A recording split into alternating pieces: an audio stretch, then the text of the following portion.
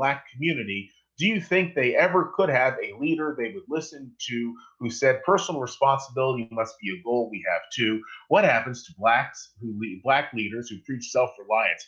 Well, there was one such fellow, I forgot his name, who was at the NAACP, and he left very early because his views were not popular there. It happened with Bill Cosby to a lesser extent. Unfortunately, there's a political culture in the Black community which holds that dependence on the government is the best way to go. So people who buck that trend tend to be disregarded as quickly as possible. It's very unfortunate because what the Black community needs is a strong voice for self-reliance, but that is the situation. Luke, rather quickly, anything to say about what Rowhouse brought up? Yeah, every group wants to blame its problems on outgroups, and that's the easiest way to succeed inside your group is to propagate the notion that your problems are the fault of outgroups. So blacks are no different than Jews or Asians or Chinese or Mexicans or Cubans. Everybody wants to blame their problems on someone else. Someone promotes ideas which are crazy, which are obviously not going to work, which are really said to obviously engender attention, then that person is quite clearly someone who is not genuine.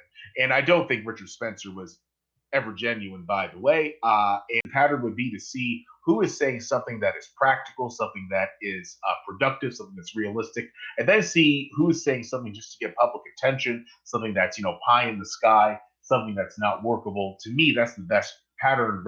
Yeah, believing what you say doesn't matter. Authenticity doesn't matter. These are not valid criteria.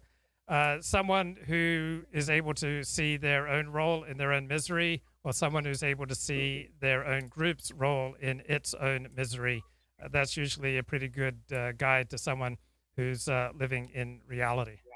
It takes no effort and makes no demands on you to throw out any allegation. On the other hand, if I was to look at your allegation, look at the evidence for it, it might take me 10 hours, 20 hours, 100 hours. So you've got a lot of people pumping out allegations at no cost, and then the people who try to cut through the BS have to spend dozens of hours doing hard work. From Event Horizon, Luke is 100% right about people in dissident movements.